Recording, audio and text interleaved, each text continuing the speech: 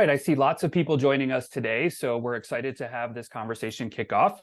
Thank you for logging in and joining us for our, I believe, sixth webinar of the 2023 HealthLinks webinar series on women's health and well-being, strategies for the modern workplace. I'm very excited to have this conversation and dialogue with fellow esteemed colleagues today. A few things to note. My name is David Shapiro, and I am the Senior Manager of Programs and Partnerships. I manage HealthLinks, our public health outreach program at the Center for Health, Work, and Environment. I am a white male. Today, I am wearing a light purple shirt with a gray vest, glasses. My face is shaven, and I have brown, short, curly hair. I'm joining you from our offices on the Anschutz, University of Colorado Anschutz Medical Campus in Aurora, Colorado. And my Zoom background today is the HealthLinks logo, which is sort of a interlinked circles in a gray and black background. HealthLinks is a public health outreach program. As I mentioned, we're at the Center for Health, Work, and Environment, one of 10 centers of excellence for total worker health funded by the CDC and NIOSH, National Institute for Occupational Safety and Health. We always like to go over a few webinar housekeeping items. The first thing is use the chat to tell us where you're from. We have usually participants from almost all 50 states, as well as over the past year, we've had over 15 countries internationally join us on our webinar series. So if you want to use the chat function now to say hello and tell us where you're joining us from, we'd appreciate knowing. That being said, we'll use chat for any technology or technical issues, but if you have specific questions for our panelists and presenters today, we ask you to put those in the Q&A section of the Zoom toolbar. That way, if a fellow participant has the same question of you, they can use the thumbs up arrow to move your question up the ranking system, and they don't have to retype it. All participants are kept on mute throughout the duration of the presentation. And closed captioning is available for those of you that need it through the Zoom toolbar as well. This webinar is being recorded, and you'll receive a follow-up recording in the next 48 hours or so. And there is a survey to be completed upon exiting today's webinar. It's important for those of you that want to claim continuing education credits, whether that be CHES or SHRM, that you complete the survey at the end of today's webinar. We always start also with a land acknowledgement. So as we gather in this virtual space, we honor and acknowledge that the University of Colorado's 4 campuses are on the traditional territories and ancestral homelands of the Cheyenne, Arapaho, Ute, Apache, Comanche, Kiowa, Lakota, Pueblo, and Shoshone nations. Further, we acknowledge the 48 contemporary tribal nations historically tied to the lands that comprise what is now called Colorado. Acknowledging that we live in the homelands of Indigenous peoples recognizes the original stewards of these lands and their legacies. With this land acknowledgement, we celebrate the many contributions of Native peoples to the fields of medicine, mathematics, government and military service, arts, literature, engineering, and more. We also recognize the sophisticated and intricate knowledge systems Indigenous peoples have developed in relationship to their lands. We recognize and affirm the ties these nations have to their traditional homelands and the many Indigenous people who thrive in this place alive and strong. We also acknowledge the painful history of ill treatment and forced removal that has had profoundly negative impact on Native nations. We respect the many diverse Indigenous people still connected to this land. We honor them and thank the Indigenous ancestors of this place. The University of Colorado pledges to provide educational opportunities for Native students, faculty, and staff, and advance our mission to understand the history and contemporary lives of Native peoples. For today, we are again talking about women's health and well-being and the relationship to work and how work impacts women's health and well-being. A brief review of our agenda. We're going to have a brief presentation from our keynote presenter, as well as a discussion with well-known speakers and researchers in this space. And we'll have some time at the end of the hour for a Q&A session with all of the speakers as well. Just one note, we never get to all of the questions that you all have. So while we appreciate you putting them in the Q&A, know that that voting feature will help us to navigate the Q&A. And if there are specific questions for speakers, we may be able to follow up on them as well. But we don't ever get to all of the questions. But thank you for engaging with us on both chat and through Q&A. With that, I'd like to introduce all 3 of our speakers for today's webinar. I'm going to start with Dr. Lily Tenney. Dr. Tenney is the Associate Director for Outreach and Programs at the Center for Health, Work, and Environment, and an Assistant Professor at the Colorado School of Public Health, where she teaches graduate courses in the Department of Environmental and Occupational Health. Dr. Tenney's work focuses on implementation science, She has over 10 years of experience in dissemination and implementation, program planning, leadership, and strategic partnerships, including directing public health programs focused on promoting worker health and well-being. She speaks nationally on the role employers and work environments play in creating a healthier workforce, and is passionate about integrating total worker health with business sustainability, helping develop impact goals and planning for work, health, and corporate social responsibility. Dr. Tenney is the co-founder and director of HealthLinks, our program, and as a mother of two, she prioritizes finding ways to support working parents. Thank you, Dr. Tenney, for keynoting our presentation today. We're also joined by Priyanka Dwivedi. Priyanka is an assistant professor of management at the Mays Business School at Texas A&M University. Dr. Dwivedi's research focuses on strategic leadership and corporate governance issues in organizations. She's especially interested in examining the social, psychological, and organizational factors that contribute to the success of women leaders, such as executives and CEOs. And her research has been published in the Academy of Management Journal and the Journal of Applied Psychology. Dr. Dwivedi teaches graduate and undergraduate courses in strategic management. She received her PhD in management and organization from the Pennsylvania State University. And before pursuing her doctorate, she earned an MBA from the Smeal College of Business at Pennsylvania State University and a master's in psychology from the University of Delhi, India. Thank you, Priyanka, for joining us as well. And we also have Kate Johnson. Kate Johnson is Director and Head of Global Sports and Entertainment Marketing Partnerships, Content and Media at Google, where she leads building the company's strategic approach to sports and entertainment partnerships. Formerly Vice President of Global Sponsorship Marketing at Visa, during her 7-year tenure, Kate oversaw Visa's global partnership portfolio, including the company's 30-year partnership with the IOC, FIFA, and the NFL. In 2017, Johnson was named by Adweek as one of the 35 most powerful women in sport. She won the 2017 Sports Business Journal 40 Under 40 Award and the 2017 Leaders Under 40 Award. Johnson, a former professional rower, competed at the 2004 Olympic Games in Athens, Greece, where she and her teammates won a silver medal. She is a 2002 world champion and Olympic and world record holder. A graduate of the University of Michigan, Johnson is a 3-time first-team All-American and was inducted into the University of Michigan Hall of Honor in 2016. Such an esteemed panel, and I'm so excited to hear from all of you. With that, Dr. Tenney, I'm going to turn it over to you. Thank you, David. Welcome, everyone. It's so exciting to see so many of you here. Obviously, a topic that is of interest and one that's near and dear to my heart as well. So I've invited Kate and Priyanka here today to engage in a dialogue mostly and a conversation on this topic about women's health and work. And how they intersect and really what it means for employers today. I know that many of you joining here today are representing companies and organizations of all shapes and sizes. And one of the goals that I have is at the end of the quick hour, which I know will fly by, for you to walk away with some new thoughts and ideas and solutions to bring back into your workplaces about how to support and empower women in the workplace. So we're going to touch on a lot of different themes, and I wanted to get started with just some general context on the topic and what we're here to address, considering the unique issues facing women in the workplace today. What we know is that work is essential to women's economic security, social equality, and a robust and sustainable economy for all.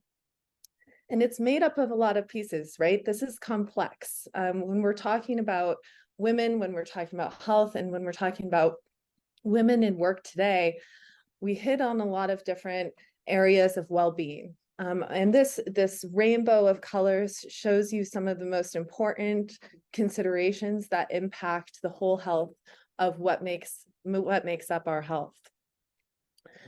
There's been a lot of research, and this research in our field of total worker health really cuts across tens and tens of disciplines that have been researched in business and psychology, in occupational health and safety, and some of what we know and what has been researched is that there are life stages of hormonal impact that have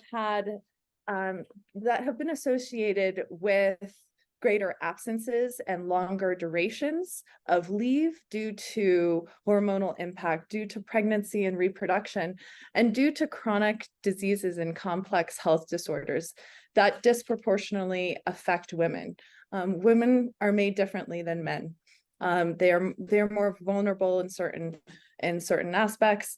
And so why are these things compromising a woman's ability in the workplace? There's a range of reasons that affect our physical and our cognitive ability, depending on some of the many experiences of women in their lifetime and how that relates to health. Let's just take one example. Women experiencing menopausal symptoms such as hot flashes, poor concentration, poor memory, sleep disorders, and tiredness and feeling depressed. This can affect workability negatively. Just one study showed that 3/4 of menopausal women with symptoms reported serious problems in meetings and meeting the demands of their work. That's 75% of these women experiencing menopausal symptoms. Pregnancy and reproductive health. We've seen this. This has been in the headlines over the last 5 years, very controversial and political. And there's a lot that is being considered as far as what employers can do to support reproductive health. Chronic disease affects women differently than men. This cuts across some of the rates of cancer, the prevalence of cancer that we see, the prevalence of chronic illness, including chronic pain in the workplace. We have higher rates of violence and harassment. In general, women actually have lower rates of work-related injuries and illnesses, but higher rates of incidents across stress levels. They're 2 times higher for women compared to men. We know that stress is linked to heart disease, depression, and burnout. And with breast cancer, we're seeing over 230,000 new cases of breast cancer each year. So we have significant health and safety issues facing women. At the center of this, what I'm really going to discuss today with our panelists is this idea that women can have it all. You see this across the media. This is just one quote that was published in the Atlantic by the author Anne Marie Slaughter, who I feel phrases it very accurately, that she says, "I still strongly believe that women can have it all and that men can too. I believe that we can have it all at the same time, but not today, not with the way Americans' economy and society are currently structured. My experiences over the past 3 years have forced me to confront a number of uncomfortable facts that need to be widely acknowledged and quickly changed."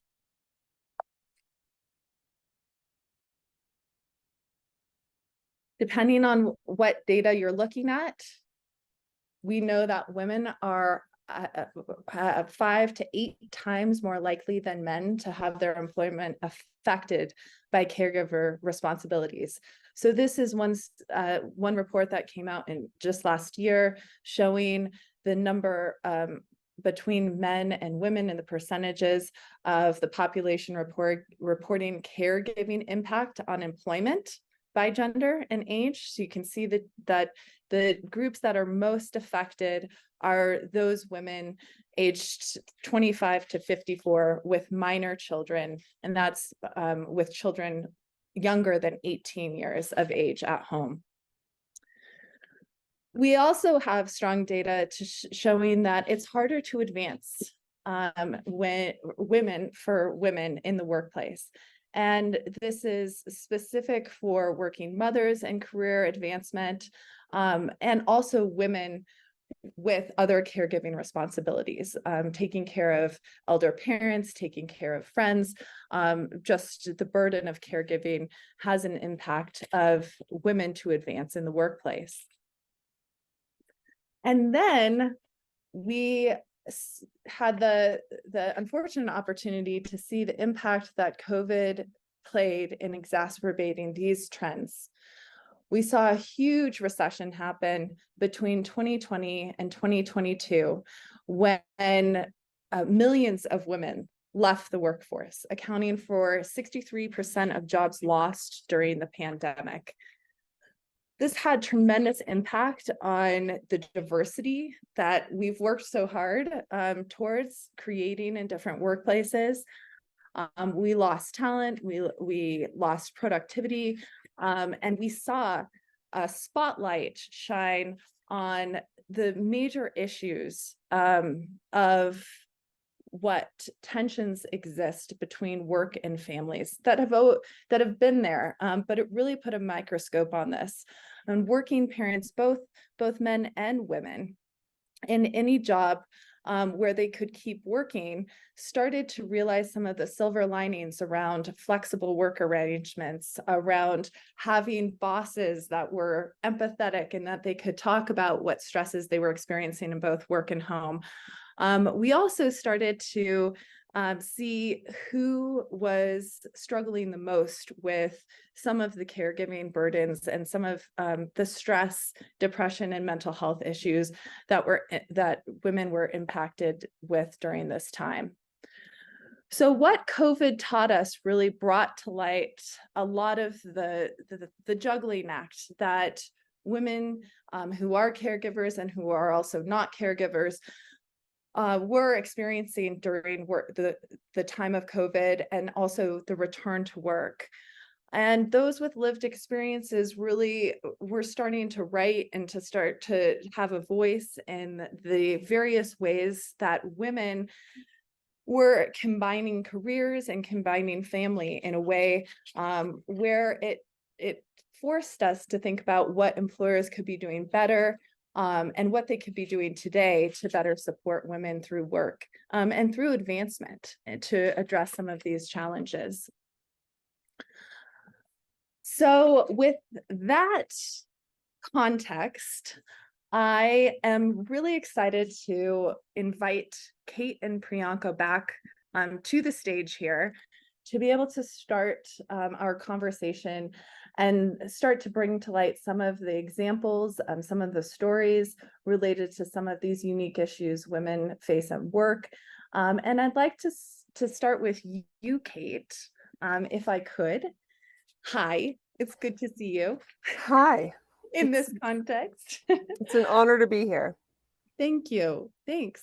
Well, Kate, you have an amazing story. You're an Olympian turned successful career woman.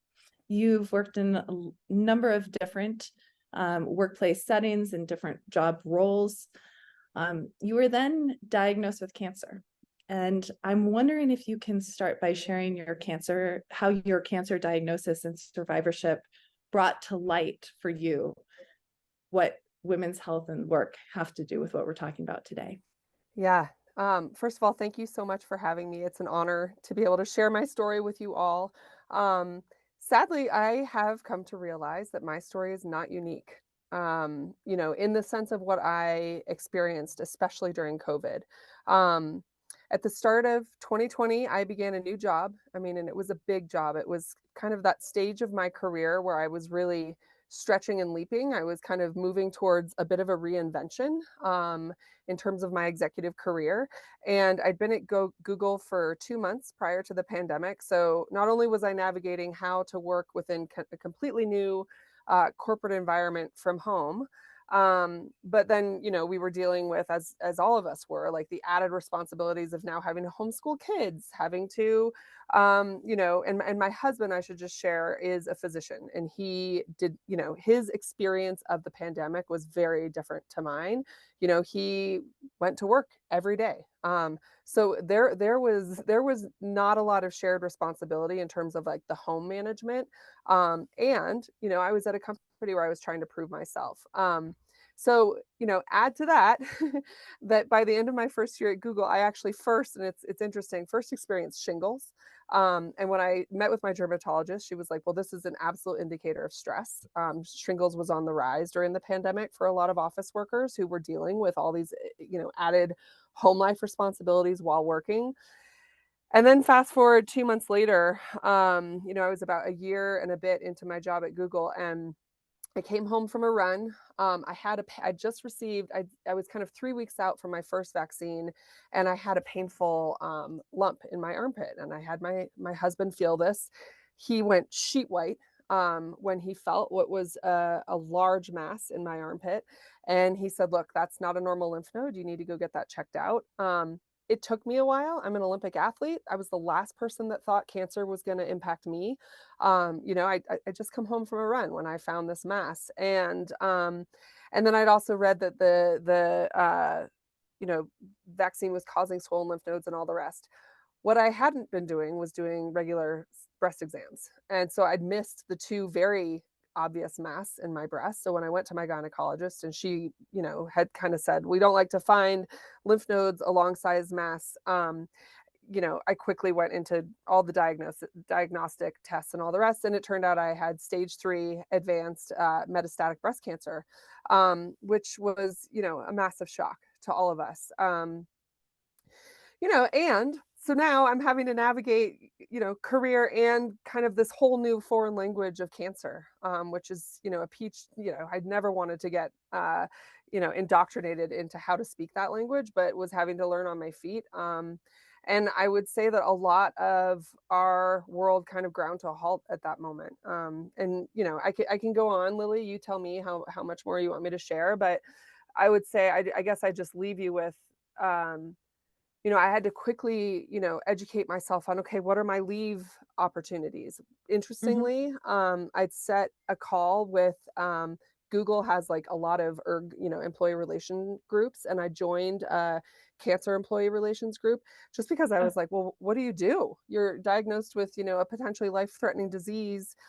Like, what are my options? And I really leaned on kind of the support of my colleagues to navigate that. And the first thing as a woman was actually just even embracing the idea that I could take time off. It's amazing to me that actually wasn't the first thing that I thought of. And I think a lot of that was just because, I was still in this place of trying to prove myself, really trying to earn my my stripes at Google. And yeah, so it was a complex moment. Well, we're going to come back to some of that experience you had with coworker support, supervisor support. And I just want to thank you so much for sharing your story and your experience, and especially how new this is. I mean, I'm sure you're still going through this every single day. So thank you, Kate. Yeah. Priyanka, you also were impacted by COVID personally. And professionally. I'm wondering if you can share your story about that and how that highlights this example of work and family and productivity, and even the intersection of your research between business and psychology. Absolutely. Thank you, Lily. First of all, it's my pleasure to be here. It's humbling to be here actually amongst all these women, and to hear Kate's story is so inspirational. So thank you, Kate, for sharing that with us and giving us strength. I don't know if Lily did this or if there was a strategy behind it, or if this was pure coincidence, but as it happens, my husband is also a physician, and he was actually managing the COVID ICU at the College Station, local College Station hospital here in Texas. So I could relate to a lot of what Kate was saying about not having the spousal support, and really sharing the majority of the burden that pandemic brought on to women. I'm a mother of 2 and an immigrant. My older one was being homeschooled, and interestingly enough, and this was not planned at all, but I happened to be pregnant and gave birth right in the middle, in the peak of COVID, May 2020, with a husband who was not really available because he was managing COVID patients at that time. So Lily, when you started off the webinar talking about the different ways in which a women's health is impacted, and the impact on work and how work can impact that health, I think I really lived that during those months, during that phase in my life. To say that it was difficult would be an understatement. I had never imagined to be challenged the way life challenged me during that time. Being an immigrant in this country, I do not have family around. And if you can remember, the entire world had gone into a lockdown. So none of my family and friends could really be there as a support system when I was giving birth alone in the in the hospital. So those were challenging times, but they also gave me perspective into my own research on women in leadership roles. And the kind of unique challenges that confront women. And really, through my interviews with women in executive roles, I've come to admire the strength that women show at the workplace. And I think organizations going forward need to acknowledge that and provide better support in many ways. So I'll stop here. Thank you, Priyanka. You highlight some of the challenges around the pull, the tensions we experience, and also just how society has changed at large, right? Even when we saw people starting to return to work, and we're talking about those that had what the privilege was to be able to keep working during the pandemic, with employers that created accommodations, flexibilities, and coming back to the question of can women and men have it all? What is most closely associated with having it all is having the right job. And the right job can include an employer, a workplace, the coworkers, the culture that supports what the individual need is, which is in constant flux throughout our careers, throughout our lifetimes. So I want to shift now back to the role that the employer can play in addressing some of these unique challenges. And one of the other ones that I hadn't mentioned that you brought up, Priyanka, are some of the stereotypes, right? Some of the things that a women experience when trying to manage the tensions of work and family and their own health. And in your case, Kate, I'm wondering, Kate, if I can start by asking you what some of examples that you have found to be most associated with your own well-being at Google in your previous careers, and what has led to that culture of belonging and well-being that you attribute your resilience to keep going in treatment. First, I love that you use the word resilience, Lily. As an Olympic athlete, I chose a word actually in my Olympic year, which was relentless. And this is at a time when I was trying, I actually had broken my 8th rib for the 8th time. It was looking like a long shot to make the Olympic team. And I kind of had to pull myself out of a hole. So I chose this word relentless to kind of define how I wanted to make the Olympic team. I ended up using a lot of the same psychology. And this is where I will tell you, I felt so fortunate to be an elite athlete going through breast cancer, because I really did tap into a lot of my athletic background to navigate that. And the thing that kind of constantly stuck with me as I went on my journey was, meeting these other women in the chemotherapy centers and, in the radiation waiting room and all the rest. You become friends with these other patients, and realizing just how much of a leg up I had because I had come up through sport in terms of my own resilience in life. And ironically, I actually had chosen the word resilience to define how I wanted my breast cancer journey to go. I mean, I actually chose the word before I even met with my healthcare team. And in my meeting, when I was interviewing different healthcare teams, the doctor that I really wanted actually used the word resilience when kind of talking to me and describing me. And that's how I ended up choosing her to be my physician. Made in heaven. Yeah. It was a match made in heaven. But I will tell you, like I said, kind of when I started, the journey that I had to go on with Google, right? New employer for the most part. I acknowledged I will tell you, the stickiness of Google came with that cancer diagnosis. People came out of the woodwork to support me, but also the understanding of how critical benefits are. in terms of choosing employers. I mean, you choose these, you know, it's open enrollment right now, so it's obviously a key time to be talking about this. But you know, when you're going through open enrollment, you're thinking about these things, you know, and you're not actually necessarily always thinking about the worst case scenario. And I don't think I'll ever be in a situation where I go through open enrollment and don't think through what the worst case scenario could be while choosing the benefits that I'm going to, you know, select. Google, like I said, there was an ERG group. I think the first thing I got to was just an understanding of how to, and I was thankful that I lived in California at the time too, where disability around healthcare was matched from an employer perspective. And so I was able to kind of cobble together PTO, paid disability, and then sick leave into what effectively became a 6-month leave of absence. And, you know, uh, I found, and I think people choose to go on their own journey when they go through cancer, but it helped me to actually talk about it, because the more I could enroll my colleagues, my boss, leadership at Google in the journey that I was going on, the more transparent I could be about that, the more support I had, frankly. I mean, like, I can't imagine having gone through that without sharing what I was going through. I think that would have been far more isolating, and I think I would have, I don't know that I know it can be scary to share these things with employers, absolutely. But at the same time, you know, I fundamentally believe we're all human, and cancer now sadly is, you know, at a place in our world where, you know, what is it? 1 in 2, 1 in 3 people are going to be touched by this in some way, shape, or form. So the odds of the coworkers you share space with having been touched by cancer are significant. And I think in that place, I was able to navigate, you know, kind of all the benefits that I took advantage of. And I'll share this with you guys.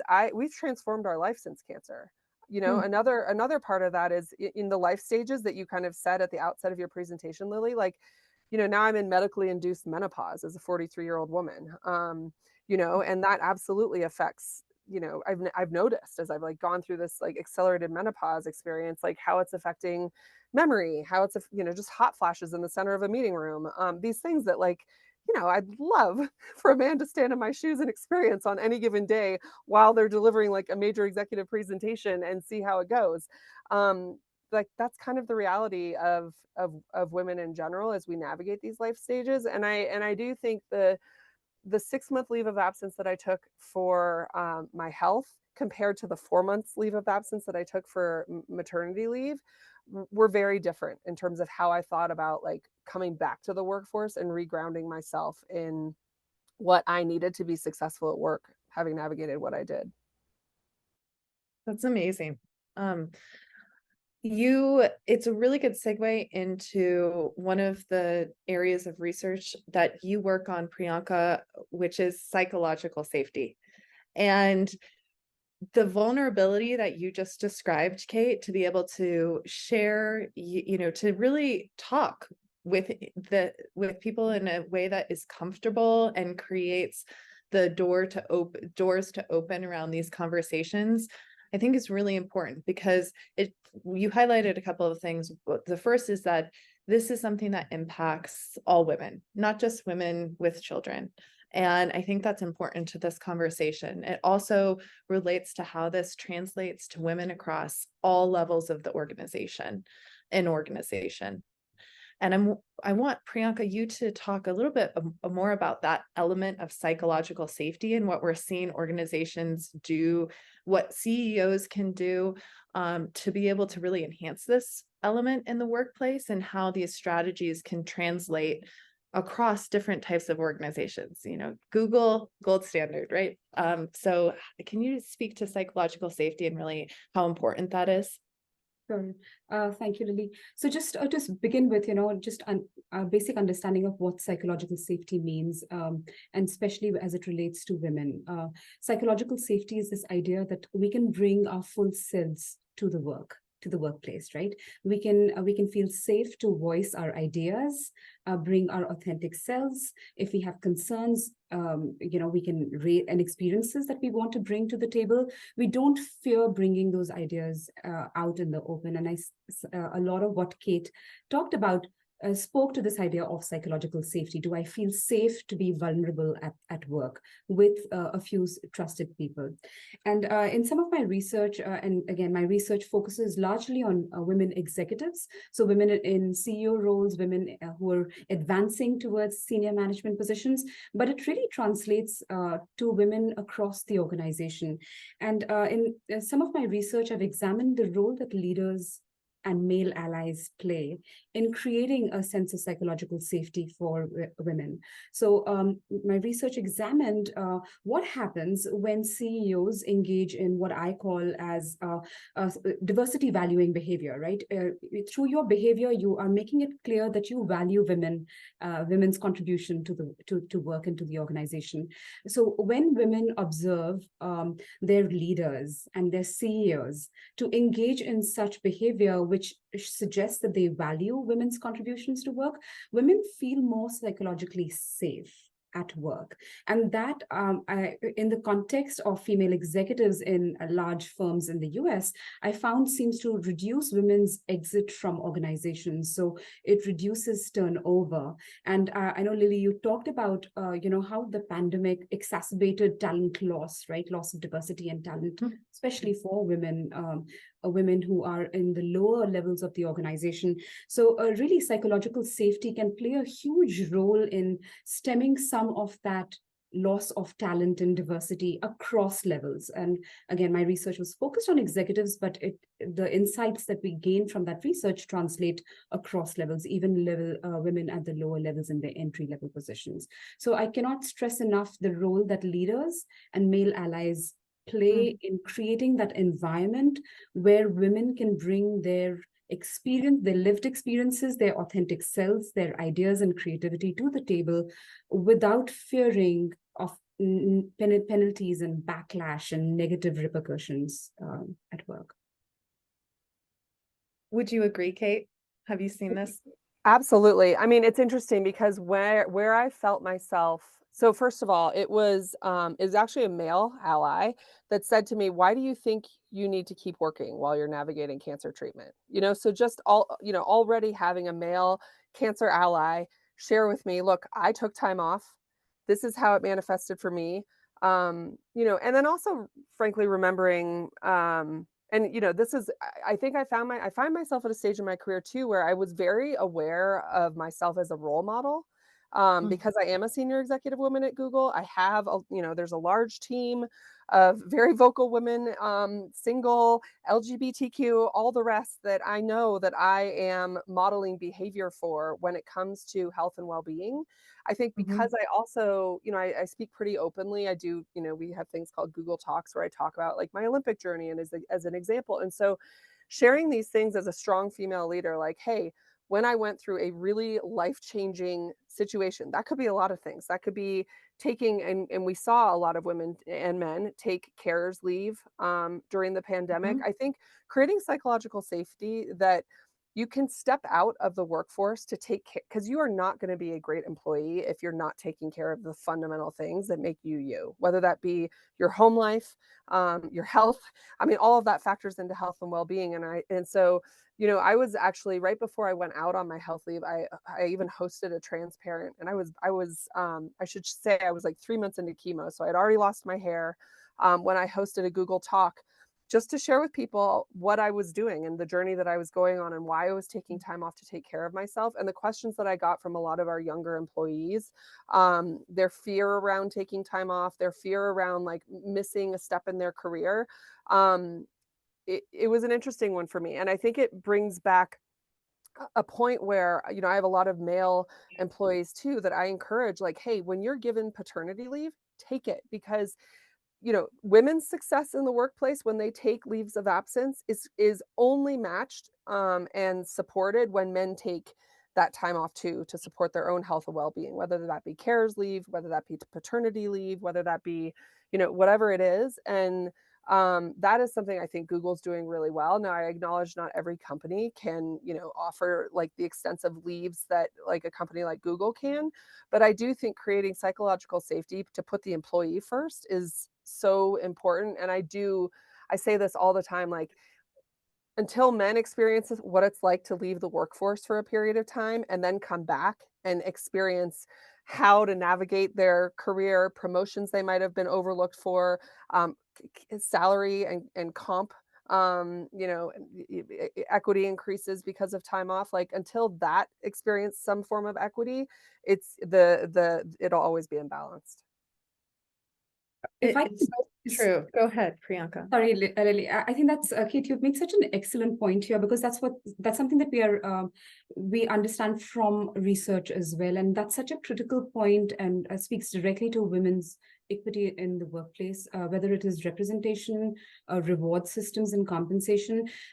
So some of the emerging research from the field of management suggests that organizations will use work-family conflict as a narrative to not change things around in many ways, because they position work-family conflict or personal needs as a women's issue, right? So they see it as a women's problem, but we know, and emerging evidence is suggesting that men experience these conflicts in the workplace too. They just silently, bear it, and so they're not as impacted from a career outcome standpoint by these issues as much as women are. And to that extent, something that I know, Lily, you framed it as what can organizations do? And I think a critical point here is that not only that men have to take these flexi work policies, but also organizations have to understand that oftentimes when women alone take these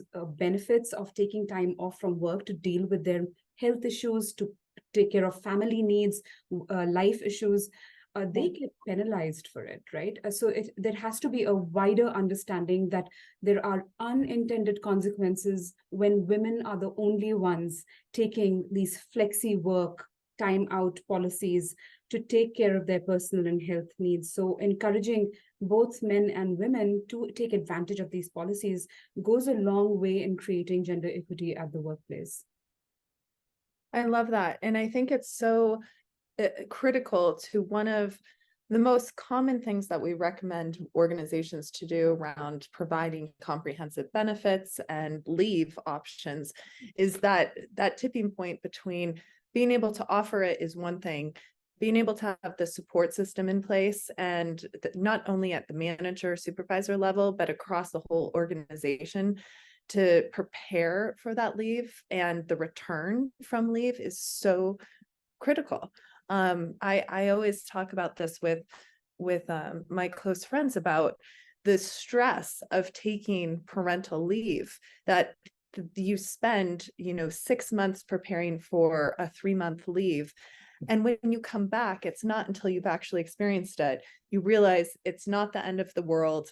Like it's like you were there yesterday in a lot of ways, but that only happens when you have an organization and a team that is supporting you in that journey. And I think that conversation leads us to a lot of the great questions that are coming in about how this relates back to total worker health and what employers can do. I wanted to share this slide about some of the themes that came up in this conversation around being able to understand what you just said, Priyanka, the value of diversity and equity, and that acknowledgement of understanding the disparities between men and women. And this we didn't even touch on today, really, some of these equity issues and disparities based on types of job, social and economic and cultural factors that put some women at risk more than others. But I want to come back to some of the comprehensive health insurance plan and flexible work arrangements benefits, and just ask one more question before we open it up, which is first to you, Kate. And I'd like you to provide just your top 2 or 3 examples of what Google is doing to support women. And you mentioned some of them around benefits and leadership, but are there other cool things that you've seen in action or even outside of Google that you can share about what employers are doing? Yeah. It's interesting because, I came from Visa, which was like a 65-year-old company, and then into Google, which is, we just celebrated 25 years. And I think in that I've seen like a shift in terms of corporate mindset around flexible job opportunities. So um, for example, one of the things that Google does that I think is really, the onus is on the employee to have initiative to go for this, but we create 20% roles all the time. So, for example, right now, a woman who's in our communications department really wants to expand outside of communications and maybe like grow her professional development into sports marketing. Well, I've created a 20% role for her to come and flex into my org. It means that she's going to have to work 120%, right? She has to meet the obligations of her full-time job while still giving me 20% of her time. But I think the agreement is between, me who's extended a 20% role. I understand that her first and foremost, her job is to do her full-time paid gig first. So anything I can get over and above that is a bonus, but also it's an opportunity for me to try on new talent. And I've actually on my team hired 3 people from these 20% roles because they've shown, a different cognitive ability, a critical thinking that I need on my team, maybe like a penchant towards numbers that I don't have. And I never, that's so much harder to sift through CVs to find. And so, I think that's where like internal mobility as a top priority for companies and being able to create flexible policies to promote internal mobility has been amazing. And then another one that's really interesting is like for things like maternity leaves or paternity leave covers, we always go, rather than going to kind of temporary vendors and contractors, I think especially in times where organizations are being pushed to be really efficient with the existing headcount that they have, we call them bungees. So you can bungee into a role to fill like a 6-month leave, a 4-month leave, whatever that might be, full time. And, you get the permission of your current, boss or team to then go and bungee into that role. But again, the benefit is to the company and covering a leave of absence while also, providing employees with career growth opportunities. And those things, I will tell you, has created like the number one thing that Google has is that people stay for a very long time because the internal mobility is massive. They move across the org, across roles, and it's just incredible for career growth. Thank you. David, I see jumping back in here. I know we have a lot of questions and 10 minutes. Do we want to, at this point, transition? Sounds good to me. Thanks, Lily. I just want to mention, as someone who identifies as a male and being able to participate in this conversation, I really have appreciated hearing from you all, and learning more about your perspectives. I know that the caregiving responsibilities in my household, even though I feel like I'm pretty hands-on, generally fall more on the plate of my wife. Even though, like I said, I step up as much as I can. That mental load piece that Lily and I have talked about in the past is something that I just navigate differently. So I want to, there's a few questions that have elevated to the top, one of which speaks to the diversity, equity, and inclusion conversation about women. We happen to have all 3 of you as moms with children and as caregivers on the panel today. But the question is specifically like, the issues you're talking about are not specific to heterosexual married women with children. I'm just going to read the question directly from Sarah Hughes. Thank you. These issues also apply to women, including single women, LGBTQ+, women without children. So how can we broaden this conversation to a wider audience? What are the things do we need to consider and reference when we go outside of sort of, but the caregiver role, being a new mom? What are the things, are important to consider for the broad spectrum of individuals that identify as women? I'll start with that one. And maybe I'll start, Priyanka, with you, if you don't mind. And then if anybody else wants to follow up. Yeah, thank you, David. I think that's a really thorough and thoughtful question. And oftentimes we, when we are living through experiences, we tend to focus on just our experience, right? And we forget that there are other people who may be experiencing the same situation a little differently.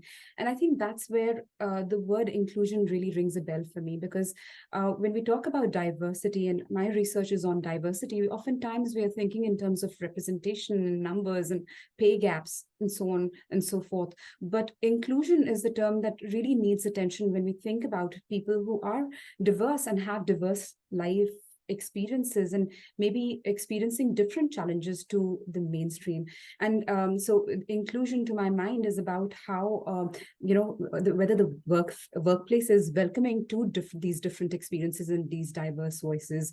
And so that I think as organizations move forward in thinking about bringing more women to the leadership table, paying women equally, I think we need to keep the idea of inclusion in everyday work life. Every day that the employees are going to work, are they feeling included? Because their lived experiences could be different from, let's say, the leaders or from the majority women who may be working and maybe have children. But there are other individuals who may have different lived experiences. So just stressing and focusing and thinking about inclusion would be really, really important.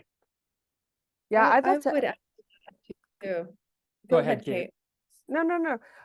Okay, well, I guess what I would add is, and again, this is, I think it's on us to help create the dialogue around these things. A lot of what we've talked about, sure, are acute health situations, leaves of absence that kind of fit categorically into something. But I do think there's been such progress in the area of mental health and well-being. And just given the mental load that every individual on earth has had to bear during the pandemic, during the constant, barrage of global events that are happening that are affecting all of us in different ways.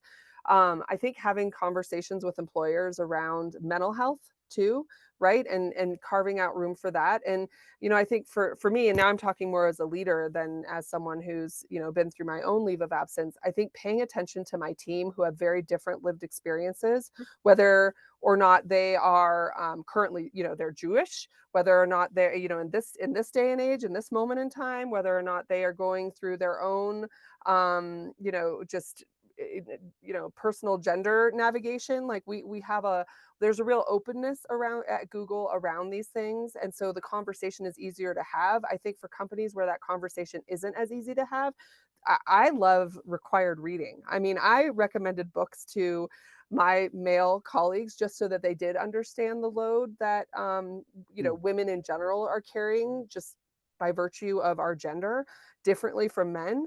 And I think where we can have provided reading and resources available to our colleagues is really important.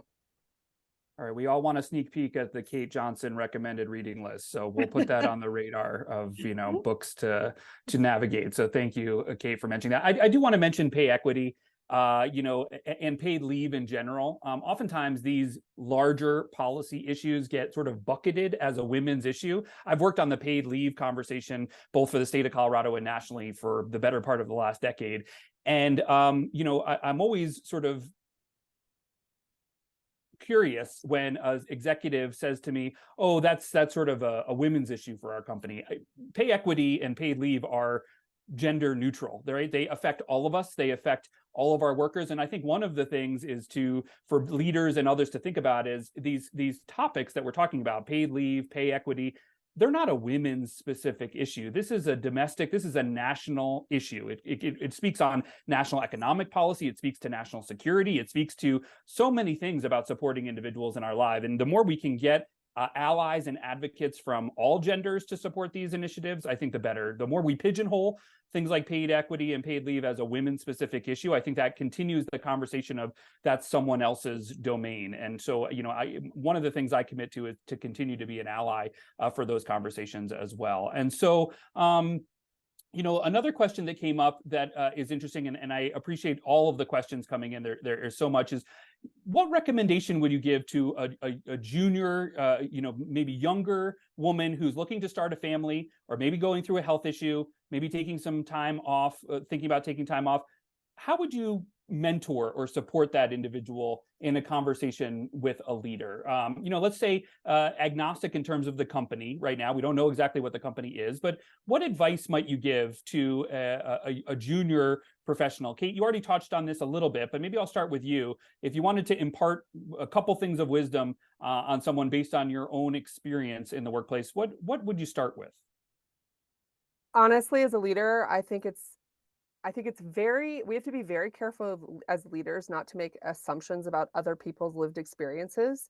I found myself such a listener during the George Floyd, massive moment in our society, I ended up leaning on colleagues to help people of color within Google navigate what was a very traumatic moment in our, and not just moment, right? Like a lived experience. And so me as a leader, I think when I have conversations with younger people learning, like trying to figure out how to navigate their career that are dealing with a very different lived experience from me, I always start with kind of like sharing, usually just trying to create room for vulnerability by sharing something about myself that maybe just leaves room for them to kind of enter the conversation as their authentic self.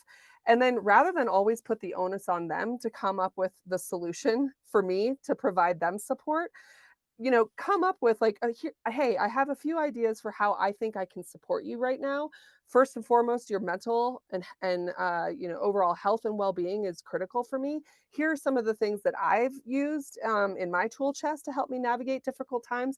Would these things be helpful to you? And then I think they can respond to that with like, yes, no, or like, hey, I was actually thinking about this. But oftentimes it's not too different from when you go through something like being sick. Like the worst thing to ask somebody when they're sick is like, hey, what can I do to help you? Like take the load off of them. Don't have them come up with the idea for how you can help them. Like come to them with ideas, see if those would be helpful to them.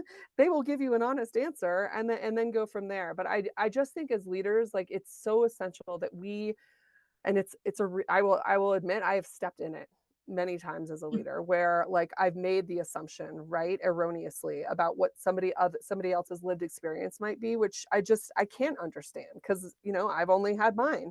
And so I think just again, like coming from a place of vulnerability into those conversations and then coming with solutions that you're asking for feedback on is a really good place to start. Terrific. I want to thank Lily, Dr. Tenney, Dr. Dwivedi, and Kate Johnson for the just really important commentary and dialogue today on women's overall health and well-being. We are at the top end of the hour. As I mentioned in the beginning, we never have enough time for all the questions. So thank you for all of the engagement on Zoom with us today. Our final webinar for 2023, the calendar year 2023, is in a month. It's on a topic that we touched on today, which is supporting workers with chronic health conditions. And we have a diverse group of speakers on that as well, based on their subject matter expertise. So we hope you can join us at our next webinar in November, next month. And there is a survey. We know that it's important for so many of you to complete this survey and to claim your continuing education credits. So you should receive, the survey should pop up automatically for you as you log out of today's meeting. That would be for those of you that are on a device that supports that. We will also put the link in the chat for you. And just know also that since you're here today, in the follow-up email, you'll get a link to take the survey as well. It stays open for the next week. So don't panic. You will have an opportunity to complete the survey. And just once again, kudos to you, to Dr. Tenney, Dr. Dwivedi, and to Kate Johnson for the remarkable commentary and dialogue today. Just really appreciate it and appreciate your time and participation with us. Thank you, David. Thanks, Kate and Priyanka. Have a great day. Thank you so much. It was a pleasure. Bye-bye. Thank you all. Bye-bye.